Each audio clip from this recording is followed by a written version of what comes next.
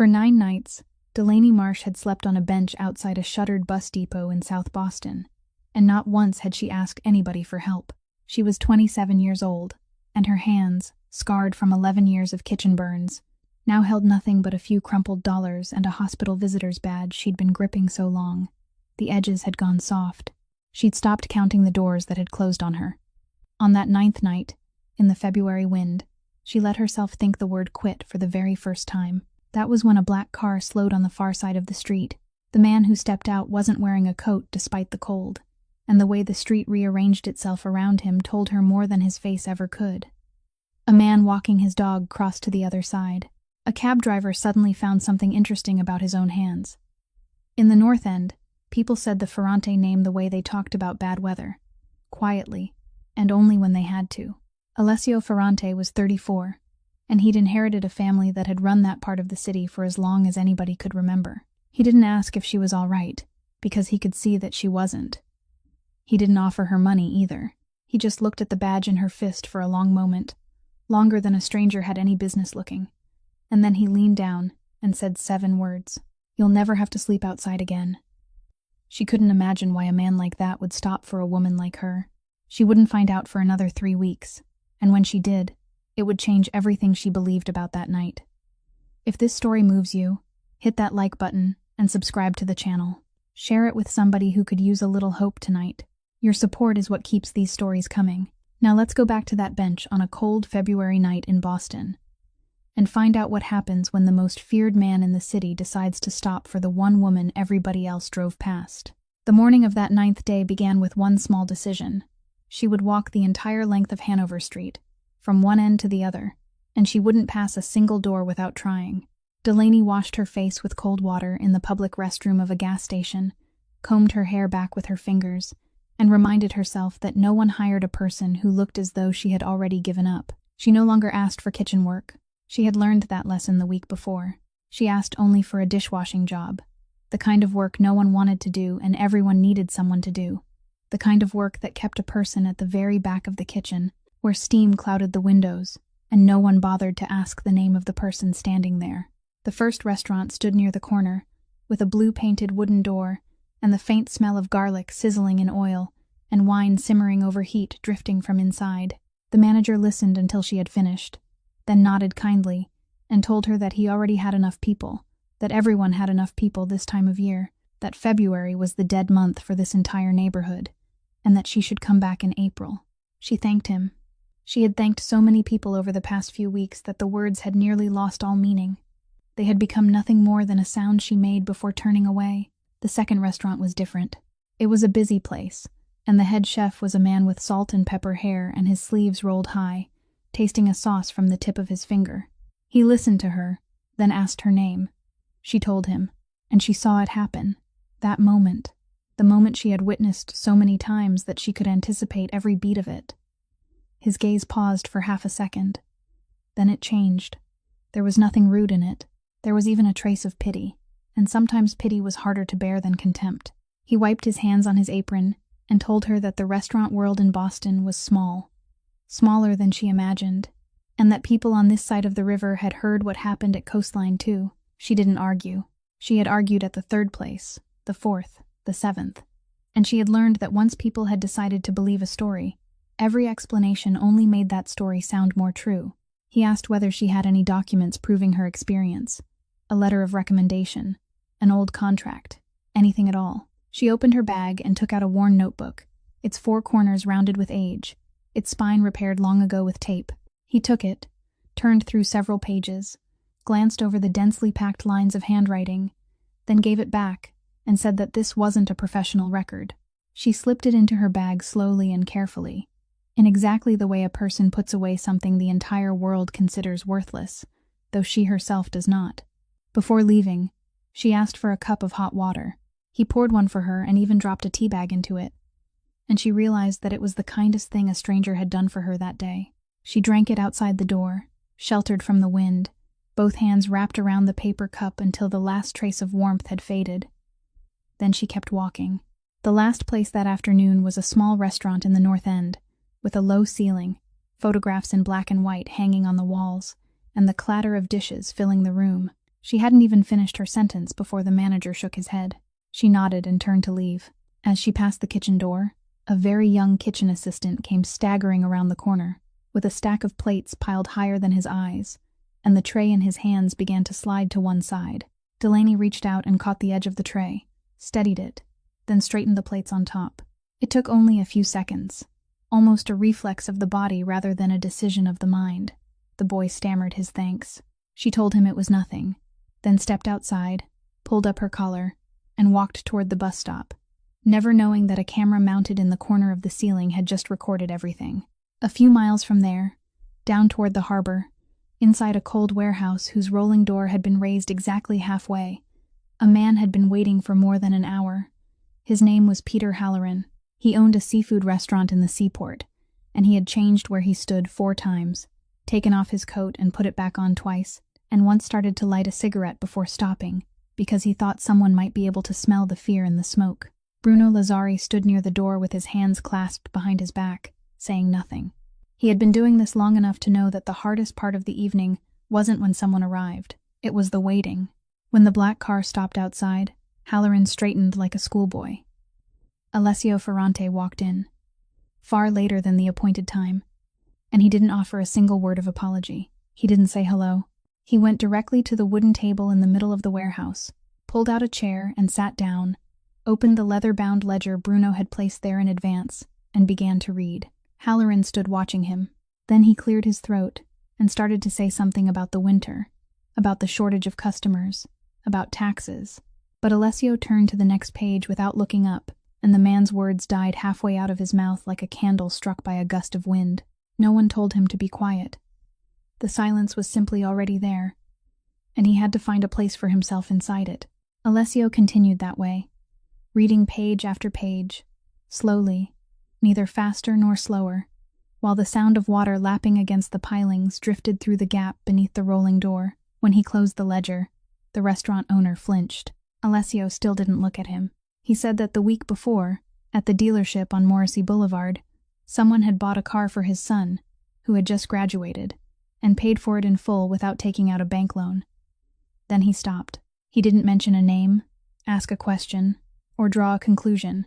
He simply left the sentence lying in the middle of the warehouse like an object with weight. Halloran opened his mouth, then closed it again. He realized something even more unsettling than being caught in the act. The man sitting before him had known about this for a long time. He had known before Halloran ever stepped into the warehouse, and he had allowed him to stand there waiting for an hour while holding all of that knowledge in his hands. Alessio continued, his voice as even as if he were reading the weather report, saying that this wasn't a question of whether Halloran could or couldn't pay. This was about Halloran sitting down, weighing the odds, and reaching the conclusion that Alessio wouldn't collect. He said he didn't blame him for that. Everyone had to place a bet on something. Then, he reached inside his coat, took out a set of documents that had already been prepared, bearing the seal of a law office, and pushed them across the table. Halloran picked them up and read, and the color drained from his face. Almost in a whisper, he asked why it had to be this, saying that he had the money, that he could pay that very night. Alessio said he wasn't taking the money. Money could be spent until nothing remained, he said, but this couldn't. Beginning the following week, part of the restaurant would be held in his company's name, his accountant would review the books, and everything would be legal, transparent, and fully declared, so thoroughly that if anyone wanted to sue, they were welcome to take the matter to court. Halloran sat down in the chair across from him without asking permission, his hand trembling as he signed where he was told. No one spoke again until he had gone, walking like a man who had just lost something without yet fully understanding what had been taken from him. The rolling door came down. Bruno stepped closer to the table and asked whether they should have someone watch Halloran for a few days, in case he did something desperate or started telling his story to the wrong person. Alessio rose, fastened the button of his suit jacket, and said there was no need. Halloran would watch himself, he said, more carefully than anyone Alessio could send after him. Then he added, very quietly, that this was the beauty of paperwork. A man slept with it beneath his pillow, and never once dared to forget it. Visiting hours on the 4th floor began at 5 o'clock in the afternoon, and Delaney had never been even 1 minute late, not even on the days when she had to walk all the way from the other side of the city. She heard her daughter before she saw her. Poppy was laughing. that bright, bubbling laughter a 4-year-old child could draw from almost anything, and when Delaney pushed open the door and stepped inside, the little girl was sitting cross-legged on the bed, pointing at the machine beside her and announcing that she had given it a name. The machine was called Beep Beep, because it knew only one word and could say it all day without ever getting tired of it. Delaney laughed, and she realized it was the first time that day she had truly laughed. She sat down on the edge of the bed, and Poppy solemnly announced that the clinic was about to open. The patient was Sir Button, the gray stuffed rabbit whose ears had faded with age and whose button eyes didn't match, one larger than the other, because one had fallen off long ago, and Delaney had sewn on a new one, using the only thing she could find in the sewing box. Poppy pressed the toy stethoscope to the rabbit's chest, frowned with grave concentration, then said in the voice of someone terribly busy that Sir Button's heart was waiting to be fixed, just like hers, so the two of them had to stand in line together, and neither one was allowed to cut ahead. Delaney said that in that case, Mommy would be the nurse. Poppy told her that nurses had to wash their hands first. Mother and daughter played that way until dinner was wheeled into the room, and the little girl looked at the tray and asked whether her mother had eaten. Delaney said she had, that she had eaten at work, and was very full. She said it so gently that she almost believed it herself. Then the door opened a few inches, and Dr. Raghavan motioned for her to step outside for a moment. In the hallway, beneath the white light that made every face look equally weary, the doctor gave her the good news first. The paperwork had been approved, the surgery had been placed on the schedule, and the insurance would cover nearly all of it. Delaney leaned back against the wall, closed her eyes for perhaps a second, and felt something inside her chest loosen for the first time in months. But Dr. Raghavan wasn't finished. She said she needed to speak frankly, because she didn't want Delaney learning any of this at the last minute. After the surgery, the little girl would need a long period of recovery at home. She would need medication at the proper times, including some that had to be refrigerated. She would need to be watched during the night, brought back for follow-up appointments on schedule, and given a place that was warm, clean, and stable. The doctor said the hospital wasn't permitted to discharge a child after a surgery like this to a place without an address. Then she looked directly into Delaney's eyes and said she wasn't asking where Delaney was staying. She only needed an address to enter into the records. Delaney said she would have one. The doctor nodded, told her to remain calm because there was still time, then walked away. Delaney stood in the hallway a little longer before returning to say goodbye to her daughter, kissing her forehead, promising she would come back tomorrow, and leaving the hospital to walk straight to the relief center on Southampton Street without stopping to eat.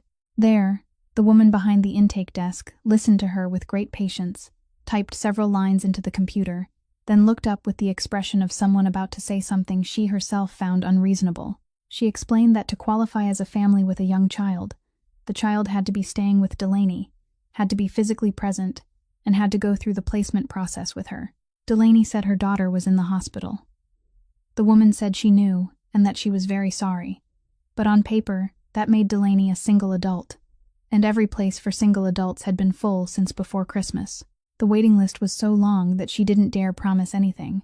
Delaney stood there with one hand still resting on the counter, and she saw the circle with a clarity so cold it chilled her through. Without an address, her daughter couldn't leave the hospital. Until her daughter left the hospital, Delaney couldn't get an address.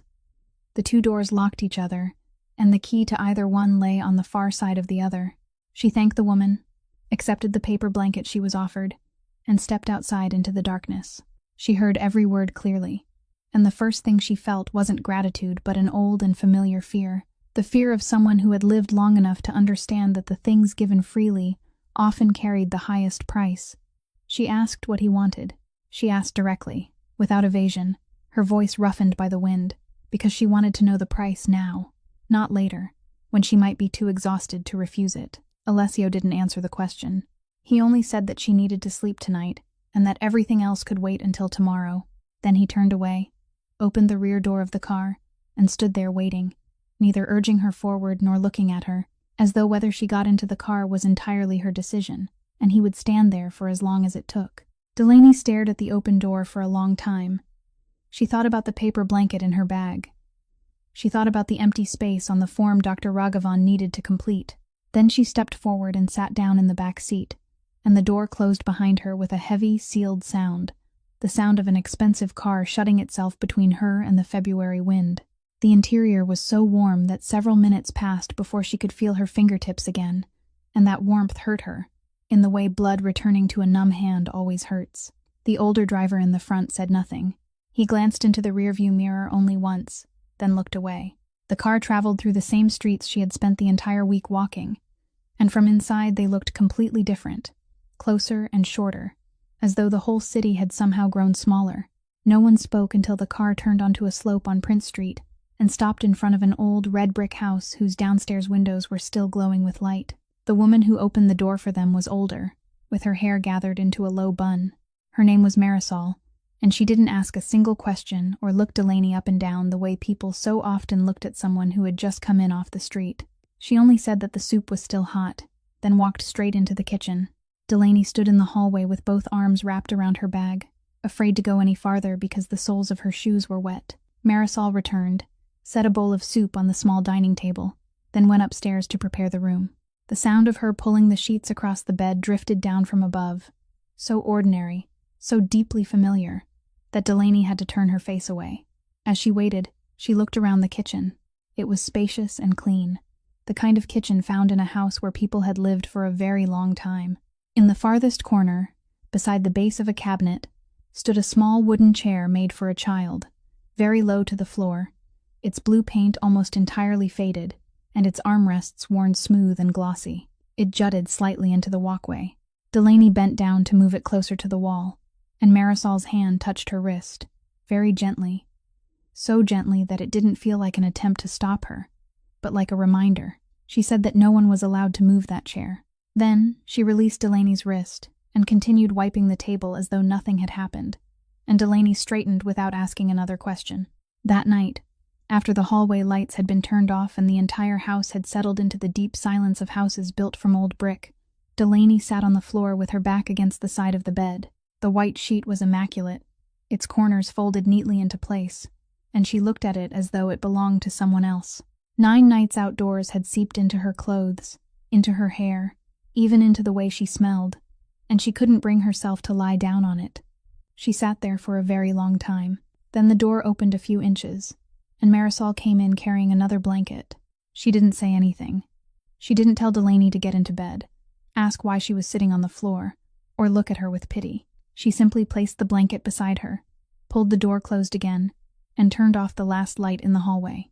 Delaney woke while the sky was still utterly dark, at the hour when, for 11 years, her body had awakened on its own without anyone needing to call her. She went downstairs to the kitchen, washed her hands thoroughly, and began opening the cabinet doors one by one, not in search of food, but in search of work. There was flour, yeast, cold butter still wrapped in its paper, and a jar of honey with sugar crystallized at the bottom. She lit the oven, measured the flour in her palms as she had done before she ever owned a scale, and when her fingers touched the first mass of dough, something inside her returned to its proper place. She kneaded, folded, and let the dough rest. While she waited, she wiped down the counter again. Then she rolled out the butter, folded the layers, and repeated the same motions in silence, until the first light appeared. By the time Marisol came downstairs, the entire kitchen was fragrant with baking butter, and she stopped in the doorway with the expression of someone who had accidentally walked into the wrong house. Alessio came down afterward. He looked at the tray of pastries on the table, looked at Delaney, then sat down and picked one up. He took a bite. Then he set it on his plate and remained silent long enough for Delaney to wonder whether perhaps it wasn't good. He asked where she had trained.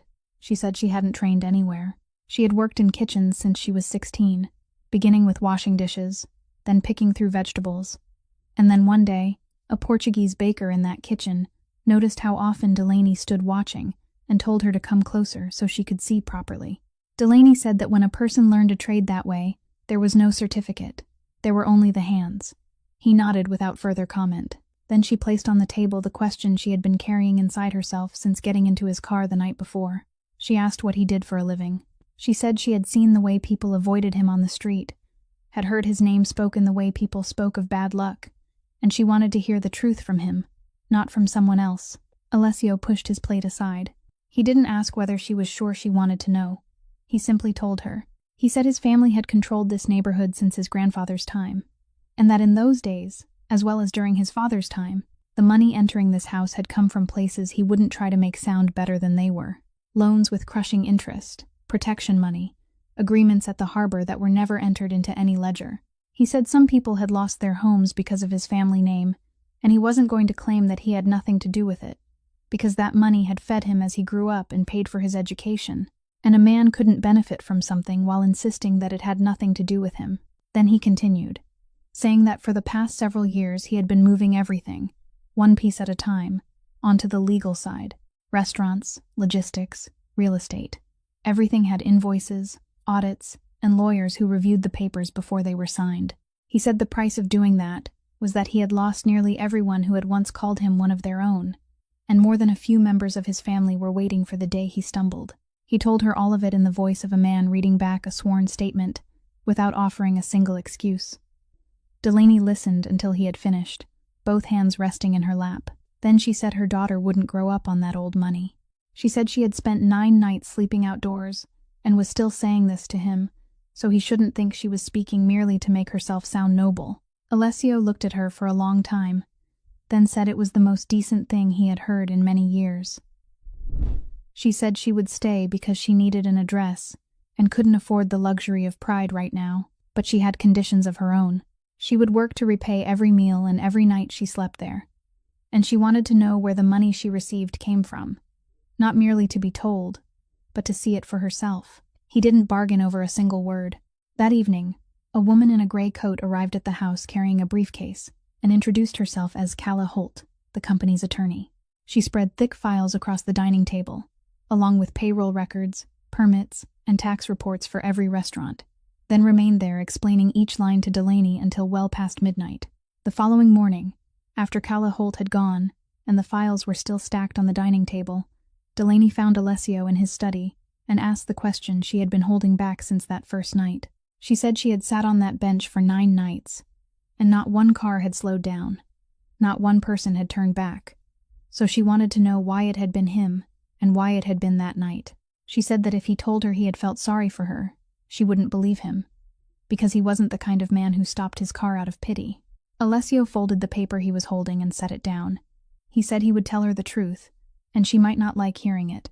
Then he explained that earlier that very evening, he had reviewed the security footage from a restaurant in the neighborhood for an entirely different reason, a matter involving money and a manager he suspected of dishonesty. He watched the footage from that afternoon, moving quickly through hours of people coming and going. Then he stopped. He said there was a woman who had just been turned away at the counter and was walking toward the door. As she passed the kitchen entrance, a young kitchen assistant stumbled, and the tray of dishes in his hands began to slip. The woman reached out and steadied it. She straightened the plates on top before leaving. He said he had replayed that moment many times. Delaney stood perfectly still, and a chill traveled down her spine, because she remembered that afternoon clearly. But it had never occurred to her that anyone had seen what happened. He continued, saying that he hadn't immediately known who she was. He had known only that she was someone who had just been sent out the door. He immediately had his people trace her path from the restaurant, check with local relief centers, and search the surrounding streets, which was how he came to find her on that bench just hours later. She asked whether he knew what that was called. It was called following someone. He said no, it was called searching, and the difference was that he hadn't known what he would do when he found her. Then he said something she would remember for a very long time. He said he had sat at tables surrounded by people who had everything: houses, cars, respected names, and had watched them trample one another for sums of money they couldn't spend in an entire lifetime. He said he had grown up among people like that, and he had begun to believe that human beings were kind only when they had something left over to give. Then he saw a woman who had nothing left at all, who had just had a door slammed in her face, still reach out to steady someone else's tray of dishes when no one had asked her to do it, and no one would pay her a cent. He said he needed to know what a person like that looked like when she raised her face. Delaney couldn't say a word. She simply turned away and went to stand by the window, and it took a long time before she could steady herself again. That afternoon, she brought Poppy home from the hospital. Dr. Raghavan walked mother and daughter all the way to the elevator and reminded Delaney that the surgery had been placed on the schedule, but they still had to wait for their turn. Until then, the little girl absolutely had to remain somewhere with a stable address, eat and sleep at regular hours, and stay away from the cold. She looked at Delaney and said she was glad the empty space in the medical record had finally been filled. When the car turned onto Prince Street, Poppy pressed her face against the window, stared at the red brick house, and asked whether their home had stairs. Marisol came out to greet them on the front steps, and the little girl shook her hand with the solemn formality of an adult. Alessio stepped outside behind her, and Poppy looked him up and down with the wary expression of a 4-year-old child assessing a stranger. Then she pulled the stuffed rabbit from her coat pocket. She told him that this was Sir Button, and that Sir Button's heart was waiting to be fixed just like hers, so the two of them had to stand in line together. She said she had to go for a checkup with Mommy now, but Sir Button was afraid of checkups, so she wanted Alessio to hold him for a little while, and he had to remember not to drop him. Alessio reached out and accepted the rabbit. He held it for a moment without speaking, then placed it inside his suit jacket and fastened the button. No one knocked on the door of the Ferrante house without warning, unless that person also carried the Ferrante name. Dario arrived late one afternoon, wearing an expensive coat. He removed his gloves at the door and handed them to Marisol, with the natural ease of a man who had grown up in that house.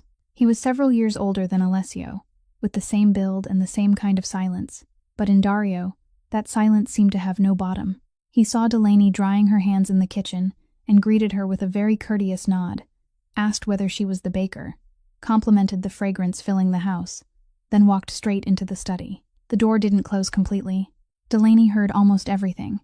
Dario said he had just purchased the lease for the shuttered storefront on Salem Street, paid for it in full, and completed all the paperwork. He said it in the voice of a man commenting on the weather.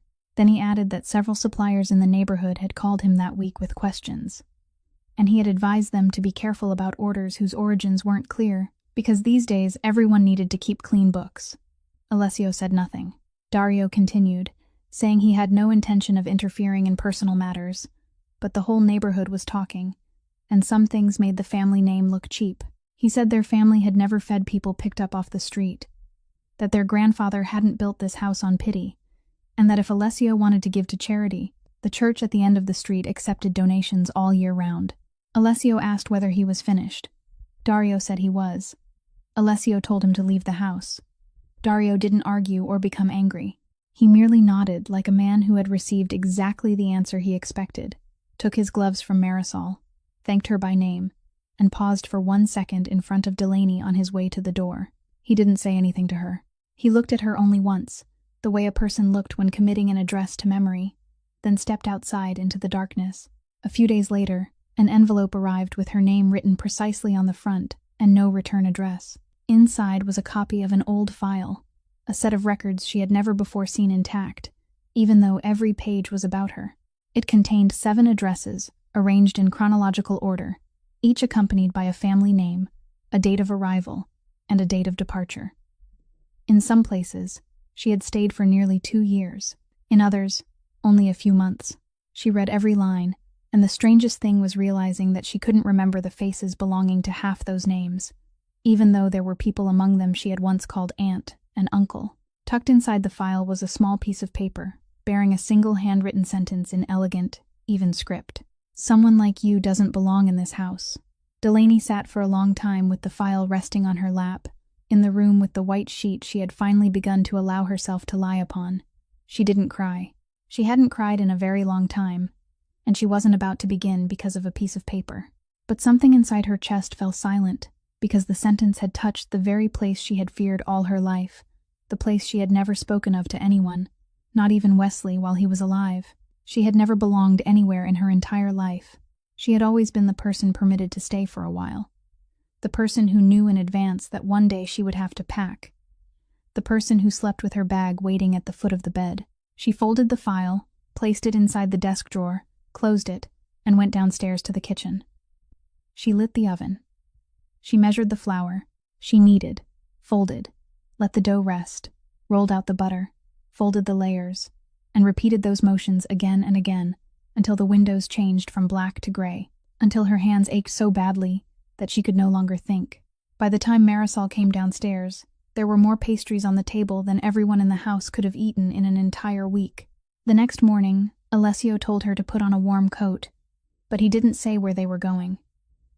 They walked because the place was only a few blocks from the house. Halfway down Salem Street, He stopped in front of a narrow storefront, with dust clouding the glass, and an old wooden sign above it, whose lettering had faded away. He unlocked the door.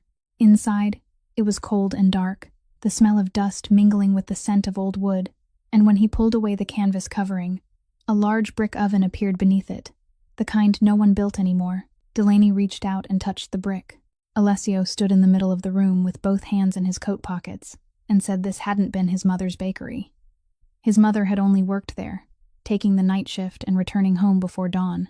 The owner had been an elderly woman named Ruth Kellaway, a native Bostonian with no children and no relatives living nearby. She owed his family nothing, and had no reason to concern herself with them. Then he told Delaney about the winter when he was 12 years old. He told the story plainly, without embellishment, in the voice of a man repeating something he had gone over so many times in his own mind that the sentences had been worn smooth. His family was evicted from the apartment they had been renting. His father wasn't there at the time, for reasons Alessio didn't explain. On a night when the snow was falling heavily, his mother led her 2 children out of the building carrying 2 bags, and she walked to the only place she knew how to reach without having to think, the bakery where she worked. She hadn't intended to ask for anything. She meant only to sit inside until morning and decide what to do next.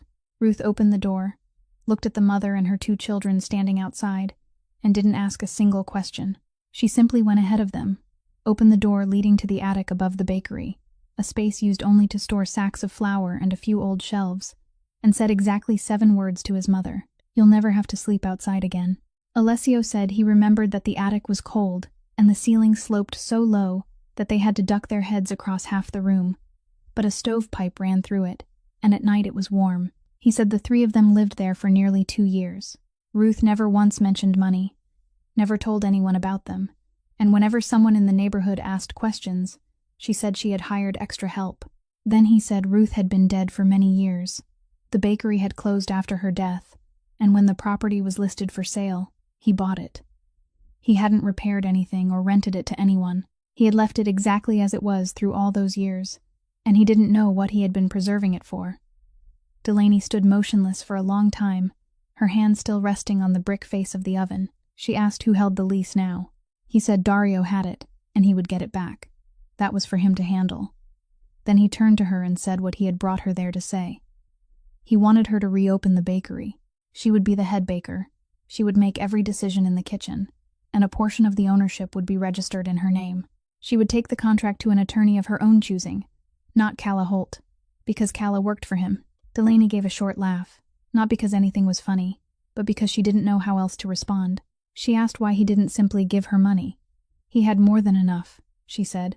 1 check would settle everything. Her daughter could have the surgery, she could rent an apartment, and he would never have to think about her again. Alessio said that was true. He could do that. But if he did, then a few years from now, she would find herself standing in exactly the same place where she had stood that night. Money could be spent until nothing remained, he said, but no one could take her trade away from her. Then he added, more quietly, that Ruth hadn't given his mother a single dollar either. She had given her only a key and a shift. Over the following week, Delaney set to work like someone who had waited far too long to be allowed to work again. She measured the kitchen, wrote out a list of everything that needed replacing, called someone to inspect the chimney, and began placing orders. The first place she called was the flour supplier used by nearly every business in the neighborhood, and the man on the phone cheerfully took down her order until she gave him her name. Then his voice changed. He said the warehouse was short on stock, said it was a difficult season, and promised he would call her back. He didn't. The second supplier refused more directly, saying they accepted only customers with complete credit records. At the third, a man she had worked with for years at Coastline listened until she had finished, then fell silent for a moment, before lowering his voice. He asked her not to be angry, said he had to make a living too, and admitted that someone had already called him. Delaney put down the phone and sat in the freezing storefront, her hand still wrapped around the receiver. She had believed that what happened at Coastline was a door that had closed behind her. Now she understood that it had never closed. It kept traveling ahead of her, reaching every place she intended to go and sitting there waiting for her. That evening, she asked Calla Holt to obtain copies of the purchase invoices from the period before she was fired. The owner of her former restaurant agreed to send them, perhaps more from curiosity than kindness. When the documents arrived, Delaney carried them upstairs, locked the door, and pulled her stack of notebooks from the bottom of her suitcase. There were 11 in all, arranged by year, with soft covers and spines repaired with tape. On the oldest ones, the writing had begun to blur around the edges. She had started keeping them when she was 16 because the Portuguese baker who trained her had taught her that a kitchen might forget, but paper didn't. Delaney had carried that habit through 4 kitchens, through her marriage, and even through the final months of Wesley's life. The notebooks contained nothing but brief lines written in haste, dates, types of flour, the number of sacks received, the names of delivery drivers, and sometimes a note that one sack was damp or that a shipment of butter had arrived 2 hours late. She spent the entire night comparing the records, the 2 sets of papers laid side by side on the floor as her finger traced every line. Near dawn, she found it. Large orders appeared on the invoices, fully approved and fully paid, for deliveries supposedly made on days when her notebooks contained no record of them at all. It hadn't happened only once. The orders were scattered across many months. Almond flour, expensive chocolate, imported butter, things she couldn't possibly have failed to record if they had truly reached the storeroom, because she had received every shipment with her own hands and weighed every item herself. She sat upright in the darkness and felt her heart begin to race. The feeling of someone who had finally glimpsed the bottom of something she had been diving into for a very long time. The goods had never arrived. The orders were false. Then she turned back to the first invoice, and that feeling went cold as quickly as it had come. In the lower corner of every page, inside the approval box, was her name. It wasn't a handwritten signature. It was the account name, the ordering account shared by everyone in the pastry kitchen, the account the manager had given her during her first year, and whose password everyone knew because someone still had to place orders on the days she was away. She had proved that the goods had never existed. She couldn't prove who had created the orders, and on every page in the file, the only person whose name appeared was hers.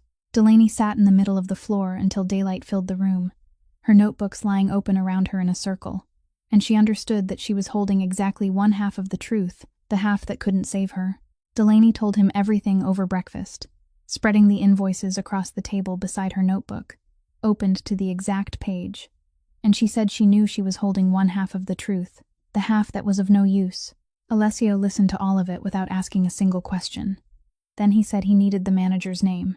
She told him it was Garrett Quill. He nodded, folded the invoice, and didn't mention the matter again for the rest of that day. The following evening, he went to Coastline Grill alone. He hadn't made a reservation.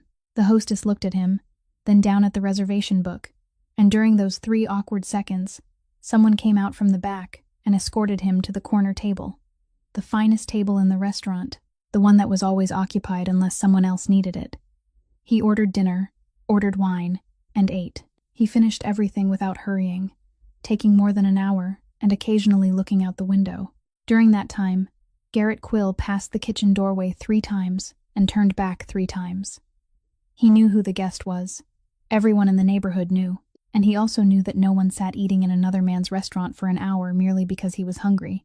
Only after the plate had been cleared did Alessio ask the server to bring the manager out. Quill appeared, wiped his hands on his pants, pulled out the chair and sat down without being invited, then tried to smile. Alessio didn't smile back. He reached inside his jacket, removed a thin set of documents, and placed them on the table, turning them carefully toward the man across from him. Then he said that earlier that morning, he had purchased Quill's loan from the bank. The bank had sold it cheaply, for less than Alessio expected. And the reason, he explained, was that they already knew Quill was about to lose his job before Quill knew it himself. Quill didn't pick up the papers. He stared at them, and his face slowly turned gray, like a wall darkening as water seeped through it. He asked what Alessio wanted, his voice stripped of all the warmth it had carried before. Alessio said he wanted Quill to sit down and write out the truth in his own hand. Who had created those orders? When they had been created? Where the money had gone? And why the name of a single baker appeared on every invoice? He would finish the statement, sign it, and have an attorney witness it. Then Alessio told him the rest. Once that declaration was in his hands, he would tear up the loan papers in front of Quill, and Quill wouldn't owe him a single cent. Whatever lay between them would be finished. Quill remained silent for a long time. Then he asked the question anyone in his position would have asked. Why go to so much trouble? Why didn't Alessio simply force him? He had more than enough ways to do it. The entire city knew he had more than enough ways. Alessio stood. Slowly, one button at a time, he fastened his suit jacket. Then he said that if he forced Quill would write, but the words would be those of a frightened man, and any lawyer could tear apart a document like that in half a day. Then he added, more quietly, that the woman wouldn't accept a coerced apology, and he wasn't accustomed to doing anything twice. He left the loan papers on the table rather than taking them with him, and told Quill to keep them and read them carefully. The deadline was Friday. On his way out, he nodded to the hostess, thanked her for the meal, and stepped outside into the cold. Behind him, inside the restaurant that was still crowded with diners and loud with the clatter of knives and forks, Garrett Quill remained seated at the corner table, both hands resting on either side of the documents without touching them, and he stayed that way until the last server finally came over and asked whether he was all right. Word of the envelope had reached Bruno the day before, and he said nothing to anyone for 2 days, the silence of a man giving himself time to be certain. On Thursday evening, when Alessio went down to the garage beneath the house to get his car, Bruno was already waiting there. 3 other men stood with him, all of them faces that had been present in that house since before Alessio was old enough to drive, men who had carried him in their arms, driven him to school, and stood at the back of the church during his mother's funeral. No one spoke when he came down. A candle was burning on the workbench against the wall, the kind people lit for the dead, which Marisol still placed there every week, and beside that flame, Bruno laid down a piece of paper folded in half. Alessio looked at it, but didn't pick it up immediately. Bruno said he hadn't come to discuss anything. The envelope sent to this house had gone beyond a warning, he said. No one sent something like that unless they had already considered the next step, and under circumstances like these, waiting wasn't patience. It was leaving the door open. Then he said the words he had spent 2 days weighing. He said that years ago, when Alessio was still a boy, his father had faced something exactly like this. He had settled it in a single night, and for many years afterward, no one in the neighborhood dared try again. Bruno said there was only one address on that paper, and all he needed was Alessio's nod. Alessio picked it up. He unfolded it, looked at the single line written inside, and stood that way for a very long time, long enough for one of the 3 men to shift his weight from one foot to the other. The garage was so quiet that they could hear the candle sputtering. Then Alessio held the edge of the paper to the flame. It caught slowly because the paper was thick, burning first at one corner before the fire spread. He held it until the flames nearly reached his fingers, then released it onto the concrete floor. No one moved. He watched the curling fragment of ash and said his father had won every battle he ever entered, without losing a single one, and at the end of his life, he sat alone in a room no one in that house dared enter, not even Alessio's mother. He said he had spent years standing outside that door, and he didn't want to end his life on the other side of it. From now on, everything would be done through documents, he said, and anyone who couldn't accept that could tell him. He wouldn't force anyone to stay. Bruno lowered his eyes and gave one faint nod, and the other 3 men left one after another. That night, Delaney went downstairs for a glass of water and saw that the light in the study was still on. The door stood partly open. Alessio was sitting alone, neither reading nor writing, and the faint smell of burned paper still clung to the coat he had worn up from the garage. She stood in the doorway and asked what he had almost done. She said she could smell it, and she wasn't asking to condemn him. She was asking because she was living in this house with her daughter. Alessio didn't evade the question. He told her exactly what had happened in the garage, including the paper, the address, and the fact that Bruno had been waiting only for his nod. Delaney asked whether that meant he had refused. He said he had burned it. She said that meant it was over. He shook his head. He said she didn't understand, and then he continued in the voice of a man revealing something he had never intended to say aloud. The frightening part wasn't that he had almost nodded. The frightening part was that he had stood there holding that paper for a very long time, and during all that time, it hadn't seemed wrong to him. He said he had burned it because he knew he had to, not because he hadn't wanted what it offered. Then he looked at her and said he still wasn't certain he had freed himself from that part of who he was, and perhaps he never would be. Bruno arrived early the next morning, before Marisol was even awake. He didn't ring the bell. He had a key, and he had carried a key to that house since before Alessio had learned to walk. He stood in the doorway of the study with his hat in his hands, something Delaney had never seen him do, and said he needed to tell Alessio something. Once he had said it, Alessio could deal with him however he chose. Alessio told him to sit down. Bruno remained standing. He said the envelope sent to the house. the one containing Miss Marsh's old file, had reached Dario because Bruno had given him her name and address. He said it plainly, without evasion or explanation, and looked directly at Alessio as he spoke. The room remained silent for a long time. Alessio asked why. Bruno said it was because of his son. The boy had fallen into debt many years earlier, when he was still young and foolish, and Dario held the note. Dario had never demanded payment, not even a single dollar. He only called from time to time to ask how things were going. And with every call, Bruno understood more clearly that the note had never been about collecting money. It was a cord, and all someone had to do was give it a gentle pull. Dario had asked him one question: whether someone new was living in the house. Bruno said he had answered yes. He had believed it was a harmless answer, something the whole neighborhood would learn sooner or later, and he had repeated that excuse to himself for several days, until he saw Delaney holding the envelope. Then he took the car keys from his coat pocket, placed them on the desk, and pushed them toward Alessio. He said he wasn't asking for anything. He had been in that house longer than the new bricks in the back courtyard. He knew its rules, and he wouldn't stand there and beg. Alessio looked at the keys. He didn't pick them up. He sat silently for a moment, then said that when he was 15, at his mother's funeral, he had stood up halfway through the service and hadn't been able to make it to the door. The man who carried him outside that day was Bruno. He had carried Alessio through the entire church in front of every man in their family, and not one of them had dared utter a single word.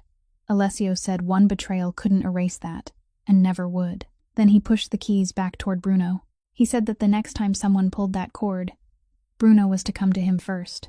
He couldn't promise he would be able to solve the problem, but he could promise that Bruno would never again have to stand alone and choose between Alessio and his son. Bruno picked up the keys. He closed his hand around them, and his shoulders slowly sank in the way they might when a great weight was finally lowered to the ground. This was a man who had spent years standing outside rooms where people discussed matters that were never entered into any ledger, who had driven men away who never returned, who had buried an entire generation of this family without anyone ever seeing his expression change. Yet now he stood in the middle of the study, still holding his hat, while tears ran silently down both cheeks. There were no sobs. They were the tears of an old man who had forgotten how to cry, and whose body had finally taken over the task for him. He didn't raise a hand to wipe them away. He merely nodded once, then nodded again, as though once hadn't been enough. Alessio rose, walked around the desk, and placed a hand on his shoulder. No one said anything more. Downstairs in the kitchen, Delaney stood motionless beside the sink, flour still clinging to her hands, and she didn't step out. The woman arrived on a Tuesday morning, wearing a beige coat and carrying a slim briefcase, and she introduced herself as an employee of the Child Welfare Agency. She said an anonymous report had been submitted, expressing concern about the living conditions of a young child awaiting treatment. She explained that she was there to conduct an assessment, that it was a routine procedure, and that she needed only to inspect the home and ask a few questions. She said all of this in the voice of someone who had done the work for many years and knew that every sentence she spoke made the person listening turn pale. Marisol invited her into the living room.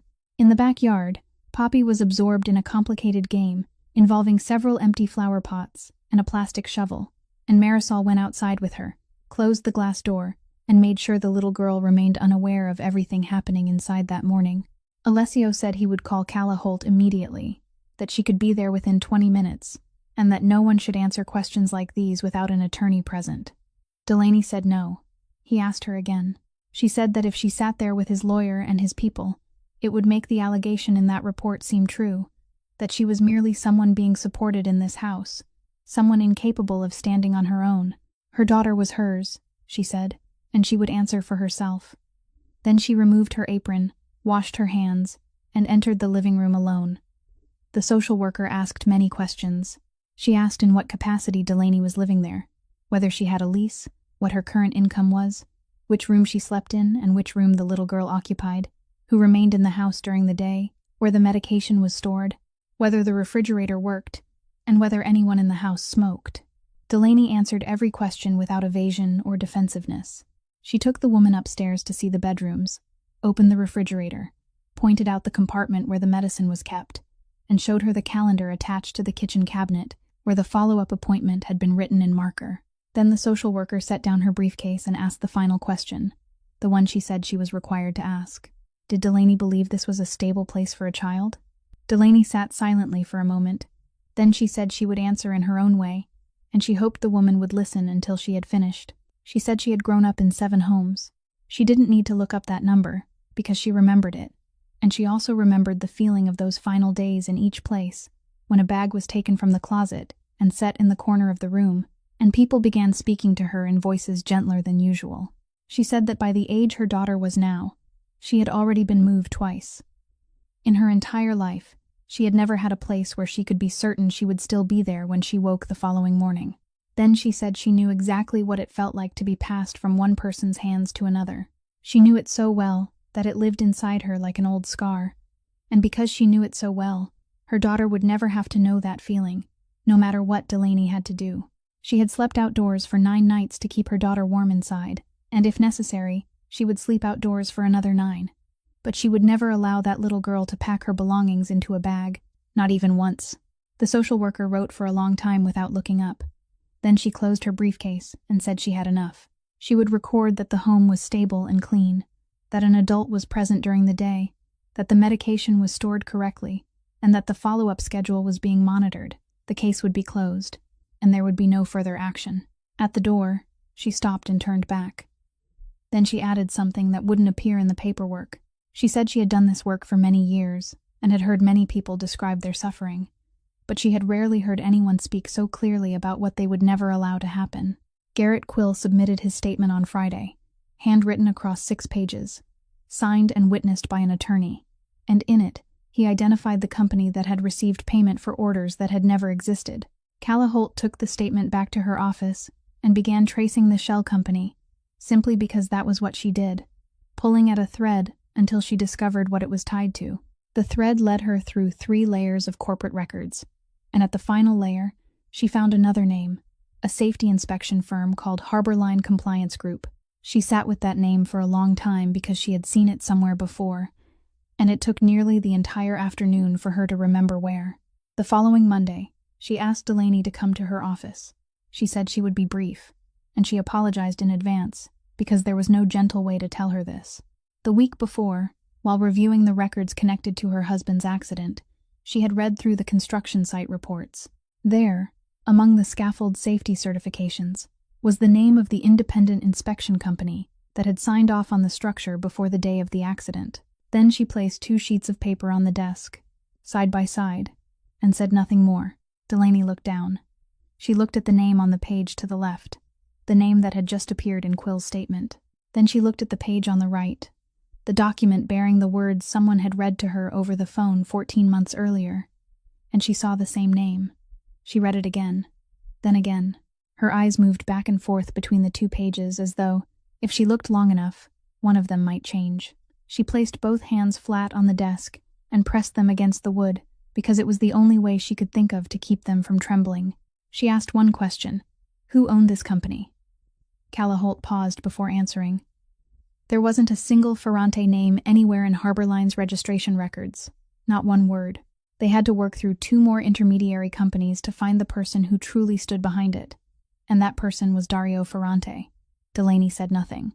She sat perfectly still, both hands still pressed flat against the desk, while everything in her mind began arranging itself into a new order, an order she didn't want. She thought about the morning of the telephone call, about the way the construction company's representative had told her that her husband had violated procedure on his own, about the paper they had given her to sign, about how she had believed it was an accident, a piece of bad luck, something with no one standing behind it. Now there was someone.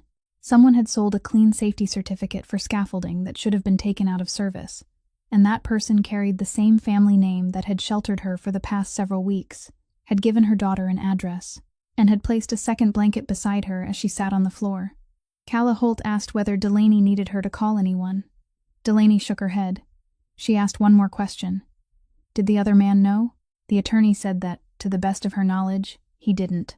She explained that for several years, all activity outside the official books had been absolutely forbidden within the company, and anyone who violated that rule was shown the door. It was precisely because of that prohibition that something like Harborline had to be hidden this deeply, behind 3 layers of companies, concealed from the people inside the family itself rather than from the authorities. If the other man had known, she said. Harbor Line wouldn't exist. Delaney nodded very slowly, as though she were acknowledging a weather report from another city. She thanked her. Then she stood, put on her coat, fastened each button one at a time, and left the office. She walked the entire way back, passing the train station where she had intended to board, moving through the cold of late February, until darkness had completely fallen, and she stood before the door of the red brick house on Prince Street, without knowing what she would say when she stepped inside.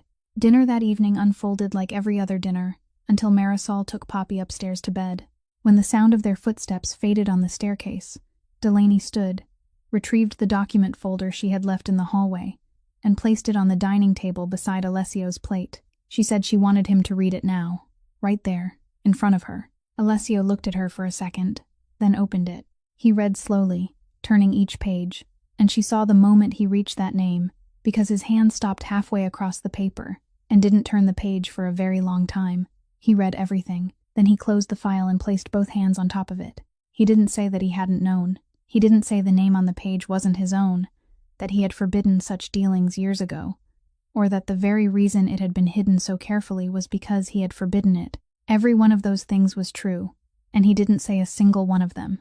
He said only that she had the right to take everything he owned, and he said it in an ordinary voice, as though stating a clause in a contract rather than making a plea. The house, the company, the shares, everything. Whatever she wanted, the lawyers would prepare the documents, and he wouldn't sue, stand in her way, or ask anyone to intervene. Delaney listened until he had finished. Then she said she didn't want anything that belonged to him. She hadn't wanted it from the first night, and now she wanted it even less. There was only one thing she wanted. She never wanted to hear that family name again. She didn't want to hear people mention it on the street, see it on an envelope sent to her, or have to explain it to her daughter when Poppy grew older and asked where they had lived when she was little. When she finished speaking, Delaney went upstairs. She woke Poppy, put another layer of clothing on her, and packed their belongings into the same bag she had carried into the house. It was still as light as it had been when she arrived. As she folded her daughter's sweater, she stopped for a moment because she understood exactly what she was doing. She was leaving behind the address that had filled the empty space in the hospital record. She was leaving behind the warm room, the refrigerator that kept the medicine cold, the adult who remained in the house throughout the day, and the calendar attached to the kitchen cabinet with the follow-up appointment written on it. She stood there with the sweater in her hands and allowed herself to understand completely that once she walked through that door, she might lose all of it, that Dr. Raghavan would ask her for an address again, and she wouldn't know what to say. She knew. Then she folded the sweater and placed it in the bag. By the time they reached the bottom of the stairs, Poppy was still heavy with sleep, her arms wrapped around her mother's neck, and she asked where they were going. Delaney said they were going to their own home. The little girl asked whether their home had stairs. Delaney said yes, it had stairs, though they were a little steep. Marisol stood by the door.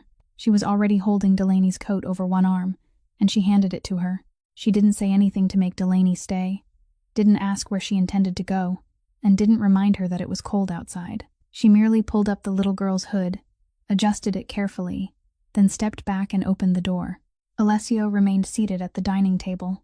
He didn't rise, follow them to the door, or call after them. Delaney walked several blocks through the night, and halfway there, the little girl fell asleep again on her shoulder. She stopped before the narrow storefront on Salem Street, unlocked it with her own key, crossed the darkened shop and past the brick oven beneath its canvas covering, then made her way up the narrow staircase to the attic above. The ceiling sloped so low that she had to duck her head across half the room, and a stovepipe ran through the wall. She laid her daughter down, spread out the blankets, and spent the entire night sitting with her back against that pipe. It was warm. The woman was waiting downstairs on the morning of the third day, while Delaney was sweeping dust from the bakery windowsill. She was nearly 60, with short hair and a dark coat, and she showed her badge before offering a greeting, the manner of someone who had learned that if she presented the unpleasant thing first, everything afterward became easier. She said her name was Rosalind Pike, and that she worked with the Organized Crime Division. She had been following the Ferrante name far longer than Delaney had known it existed. She asked permission to sit down. Delaney pulled out 2 chairs in the unopened shop, brushed off the dust, and sat. Pike didn't waste time. She said she knew Delaney had moved out of the house on Prince Street, knew she was staying here, knew about the sloped ceiling upstairs, and knew the attic had no heating system of its own. She also knew Delaney's daughter was waiting for surgery, and she knew what the empty space in the hospital record required. Then she placed two things on the table.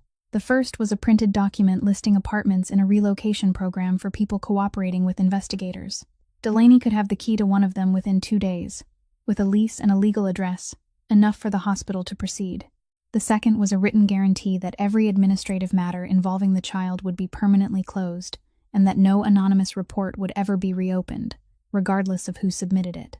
When Pike finished, she fell silent and allowed the two documents to do their work. Then she explained what she wanted in return. She needed Delaney to sit down and recount everything she had heard and seen inside that house, the names of those who came and went, the conversations held behind partly closed doors, everything. Delaney looked at the 2 sheets of paper on the dusty table. She thought about the stovepipe upstairs and the night she had spent with her back against it. She thought about the way Dr. Raghavan would look at her the next time they met. She thought about the 2 invoices lying side by side in the attorney's office, about the name that had taken her husband from her, and about the fact that the woman sitting across from her was offering exactly what every part of her wanted to accept. Pike pushed her business card across the table. Delaney picked it up, turned it between 2 fingers, and remained silent for a long time, long enough for a garbage truck outside to travel the entire length of the street. Then she put the card down. She said she would testify. She would testify about exactly one matter: Harbor Line, the certificate that had been sold for the scaffolding at that construction site, and everything she had in her possession concerning it. She wouldn't testify in exchange for anything. She would do it because it was the truth, because a worker had been blamed in the official records for doing something wrong, and he hadn't done anything wrong. Then she told Pike the rest. She wouldn't sell that house. Whatever she had heard inside it, she had heard because the people there opened their door to her when she had nowhere else to go, and she wouldn't trade that for the key to an apartment. Pike looked at her for a long time. Then she asked, without harshness and almost with regret, whether Delaney understood what she had just refused, whether she understood that Pike couldn't return a second time with the same offer. Delaney said she understood, and she understood more clearly than anyone sitting inside Pike's building. She had once had nothing left. She had slept outdoors for 9 nights with only a few coins in her pocket, and that was precisely why she knew one thing with certainty. No matter how little a person had, that person was still not something that could be bought. The storm arrived on Saturday night, earlier than forecast and stronger than forecast, and by around midnight, the entire city lay silent beneath a thick white covering that the municipal snowplows couldn't clear fast enough. Delaney had taken Poppy to the local hospital earlier that day for a scheduled examination, and they kept the little girl there for observation. At around 2 o'clock in the morning, the doctor on duty called Delaney into the hallway and said Poppy needed to be transferred to the pediatric cardiac center that very night. They couldn't wait until morning. He said it with the calm voice of a man who still had everything under control but didn't want to lose another moment. An ambulance was called and arrived within 10 minutes. Then it couldn't leave. The driver came back inside and said the highway had been closed. The entire elevated section was covered in ice, and 2 tractor trailers had been blocking the alternate route since before midnight. The city had sent vehicles to the scene, but the road still wasn't clear, and he couldn't say how many more hours it would take. Delaney stood in the hallway listening to the wind strike the windows, then looked down at the telephone in her hand. She thought about the night she had carried her daughter out of that house. She thought about what she had told Alessio, that she wanted only never to hear his family name again. She knew very well that she no longer had the right to call this number, that making the call meant swallowing her own words, and she also knew there were moments when pride had to stand behind something else. She dialed the number. The telephone rang for a moment. He answered. She gave him her name, said her daughter needed to be transferred, and told him the roads were blocked. He didn't ask where she was, which hospital she was calling from, or why she had called him. He didn't mention a single word about that night. He said only 40 minutes. Then the call ended. Delaney stood with the telephone in her hand for several more seconds before returning to sit beside her daughter. 38 minutes later, the ambulance driver came inside and said something strange had happened. Dispatch had just reported that the alternate route was open, and not merely open. Someone was keeping it open. They placed Poppy in the ambulance. The vehicle rolled through the hospital gates and turned onto the main road, and Delaney sat inside, with one hand gripping the edge of the stretcher as she looked through the small window. What she saw there remained with her for the rest of her life. Two enormous snowplows were moving ahead of them, separated by exactly 1 car length. Their blades lowered as they pushed the snow aside into white banks as high as the sides of the vehicles. Along the entire route, every few dozen yards, a tractor-trailer stood angled toward the shoulder with all its warning lights flashing, blocking each side road so nothing could cut into the path between them. They stood there motionless, amber lights blinking through the snow, sweeping sideways, forming 2 lines that stretched ahead until the road curved beyond the reach of her eyes. No one stood outside the vehicles. No one waved. There were only the lights. The ambulance traveled between those 2 lines, without having to stop even once, and Delaney sat inside with one hand resting on her daughter's leg, staring through the window, unable to say a word. When they reached the entrance of the cardiac center, the stretcher was unloaded very quickly, and the hallway lights shone brightly beyond the glass doors. Delaney followed for several steps, then turned and looked back across the grounds. She searched for the black car. One was parked some distance from the entrance with its lights still on, and Bruno was standing beside it. He walked over, handed her the bag of belongings she had forgotten in the ambulance, then paused. Delaney asked where Alessio was. Bruno looked toward the road they had just traveled. He said Alessio had already gone, leaving the moment the ambulance turned through the gates. Delaney asked why. Bruno remained silent for a moment, then spoke the only sentence he said to her that night. Alessio believed he had no right to stand there. Then Bruno nodded to her, turned back toward the car, and disappeared into the snow. The surgery began before dawn. Delaney sat in the hallway, then rose and paced, then sat again, repeating the same restless cycle until she could no longer bear being still.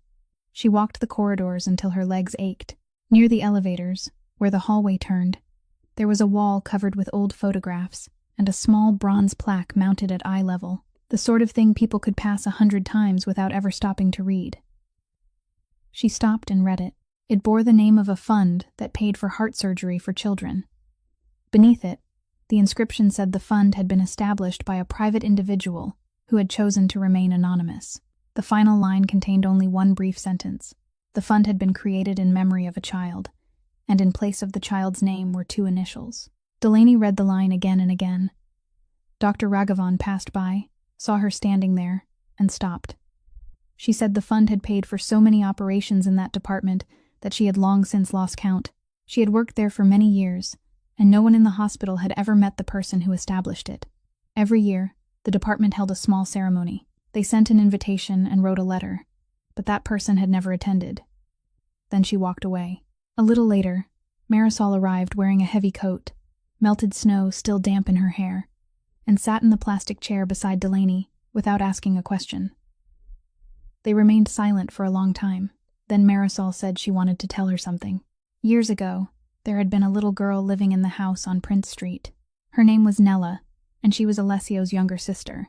The girl loved being in the kitchen more than anywhere else in the house, so much that they had placed a low chair there especially for her, allowing her to sit and see everything clearly. She was always asking to weigh the flour, and she measured it incorrectly every time, but no one ever corrected her. She said that when she grew up, she would open a bakery, and she had already chosen its name before she even knew how to write. Then Marisol said the little girl had also been born with a heart that needed to be repaired. At the time, the family didn't have the money. They weren't so poor that they had nothing, but they couldn't gather enough when it was needed. They were told to wait for their turn, to wait until they had enough. The little girl waited. Marisol stopped there and didn't tell the rest. She added only that the wooden chair in the corner of the kitchen had belonged to Nella, and from that day forward, no one had been allowed to move it. 6 hours later, the door at the end of the hallway opened, and Dr. Raghavan emerged with her mask pulled beneath her chin. She said the surgery had been successful. Everything had gone as they had hoped. The little girl was in recovery, and Delaney would be allowed to see her in a few hours. Delaney nodded. Then she nodded once more. She lowered herself into the chair, bent forward, covered her face with both hands, and remained that way for a very long time. Marisol rested a hand on her back and said nothing. Near noon, after the little girl had awakened and managed to ask one question, Delaney put on her coat and went downstairs. She walked into the parking lot and made an entire circuit of it before finding the black car parked in the farthest corner beside the fence, in a place where the hospital entrance remained visible, though no one standing at the entrance could see the car. The engine was still running. A thin layer of snow had collected on the hood. the kind that settled only when a car had remained motionless for a long time. Alessio sat inside alone, one hand resting on the steering wheel. Delaney knocked on the window. He lowered it. He didn't ask anything. She saw that his eyes were red, and she knew he had been sitting there since the ambulance turned through the gates. He spoke first, and he said only one thing. He wasn't asking her to forgive him because he had no right to ask. Delaney said she hadn't come to forgive anyone. The little girl had just awakened, and the first thing she asked was where Sir Button was. Alessio remained still for a moment. Then he unfastened his suit jacket, reached into the inner pocket, and took out the stuffed rabbit. Its 2 ears had faded a little more. He passed it through the open window. Delaney took it. The family meal was still held on the last Sunday of every month in the large dining room on the ground floor, at the long wooden table his grandfather had commissioned, and no one had ever dared replace. That Sunday, everyone was present, more than a dozen men bearing the same family name, and the atmosphere had been different from the moment the first man entered, because word of what happened in the garage had long since traveled through the neighborhood, and every man had arrived with a question in his pocket. Marisol served the food, withdrew into the kitchen, and closed the door. Dario was the first to stand. He didn't strike the table or raise his voice. He spoke very slowly, almost sadly, saying that he felt responsible for expressing what everyone at the table was thinking but no one was willing to say. For the past several years, the family's business had been constricted one piece at a time. Their old operations had been cut away. People who had once worked for the family had been told to find somewhere else, and now a name built by their grandfather was being turned into a joke on the street. He said he had endured all of that, but when a woman picked up from the street, someone whose origins no one knew, was brought into the house to eat there, sleep there, and hear everything that happened inside it, he couldn't remain silent any longer. This was no longer about business, he said. It concerned the safety of everyone sitting at that table. Then he sat down. Alessio allowed the silence to linger after Dario finished. He didn't rise. He merely reached for the document case beneath his chair, opened it, and placed a file on the table, pushing it into the center, where everyone seated around it could reach. He said these were the registration documents for a company providing construction safety inspection services. Its ownership passed through 3 layers of intermediary companies, and then he named the man standing behind the final layer. He continued in the same, even voice, saying that the company had sold a clean certificate for scaffolding that should have been taken out of service at a construction site across the river. Afterward, a worker never came home, and the official record claimed he had violated procedure on his own. No one at the table spoke. One man reached out and pulled the file toward him. Alessio looked at Dario and said he didn't blame him for making money. Everyone in that room made money. But what Dario had sold wasn't another man's safety. What he had sold was the name shared by every person sitting at that table. He had sold it cheaply, sold it secretly, and sold it at the very moment Alessio was going from door to door trying to buy it back. Then he addressed the entire table. He wouldn't hold anyone there, threaten anyone, or have anyone followed. Anyone who believed Dario's way was better could stand and leave with him right now. No one would stop them. But Alessio made one thing clear. Whoever walked through that door today wouldn't be able to return. Not because Alessio forbade it, but because beginning tomorrow, everything belonging to this family would appear in audited books, and audited books had no room for names that left and then came back. When he finished, he lifted his water glass and took a drink. The silence lasted so long that they could hear the clock ticking in the living room. Then Dario stood, fastened his jacket, and walked out. 3 men rose and followed him. A 4th remained seated for nearly a minute, staring at the file in the middle of the table, before he also stood, looked at no one, and left. The door closed. Everyone else remained seated. No one touched the food. Later, when the room had nearly emptied, Bruno began collecting the glasses and said quietly that Alessio had just cut away 1/3 of his family in the course of a single meal. Alessio remained seated at the head of the table. He looked at the empty chair Dario had left behind and said Bruno was mistaken. He had cut away the rot, and only now could what remained begin to live. Alessio voluntarily turned over every Harbor Line file to the prosecutors the following week, without waiting for anyone to come and ask. And he spent session after session giving testimony with his attorney beside him. He remained free, but the price arrived slowly over the months that followed. 1 civil lawsuit at a time, 1 forfeiture order at a time, 1 canceled contract at a time. until nearly everything the family had accumulated over 60 years had passed out of his hands. He didn't appeal once. The construction accident across the river was reopened, and eventually the two companies involved agreed to a settlement, with the compensation paid to the worker's family. But the first thing Delaney picked up and read wasn't the check. It was a page from the official record, and in the middle of that page was a line stating that the worker hadn't violated any safety procedure and that the cause of the accident was equipment that had been improperly certified. She read that line in Calla Holt's office, read it once, then read it again. Then she sat down and cried. She cried without covering her face or apologizing to anyone, releasing the tears that had remained trapped inside her for 14 months. Ever since the morning someone called and told her that her husband had done something wrong. She didn't cry because of the money.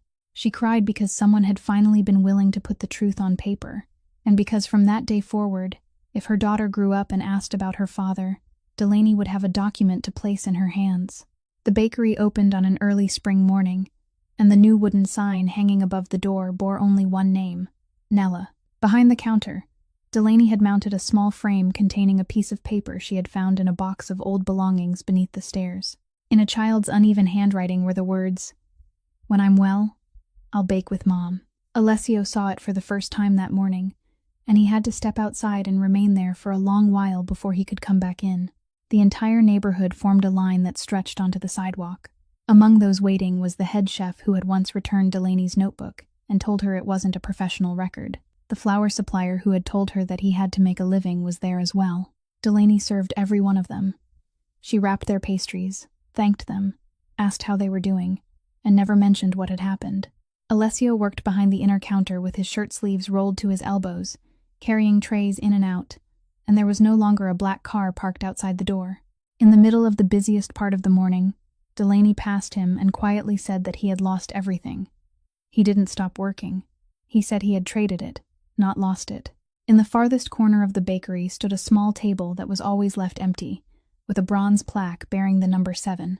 Whenever anyone asked, Delaney merely said that the table had already been reserved. It was kept for anyone who walked through the door with nothing in their pockets, and whoever sat there would be served like every other customer, without having to explain or answer questions. Every evening, the remaining pastries were packed into boxes and taken to the relief center on Southampton Street.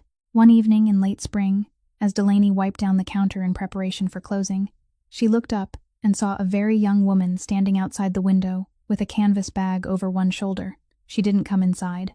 She only stood there looking at the warm light within. Delaney set down her cloth. She opened the door, stepped outside into the darkness, stood before the young woman, and told her, "You'll never have to sleep outside again." Their story reminds us that kindness never disappears. It only changes hands, passing from one person to another across the years, sometimes without the person who first gave it ever knowing whose life they saved. It reminds us that human dignity doesn't lie in what people hold in their hands, but in what they refuse to sell even when they have nothing left. And it reminds us that power, money, and reputation have meaning only when they're used to help someone rise again. If this story touched your heart, please subscribe to our channel, leave a like, and share this video with your loved ones so that every day you'll have more meaningful stories to hear. How do you feel about Delaney and Alessio's story, and which part of it will remain with you the longest? Please leave a comment. We read every word and would be deeply grateful to hear the sincere feelings within your heart. May you and your family always be blessed with abundant health, a joyful life, peace, and serenity each day. Goodbye for now, and we look forward to seeing you again in our next video.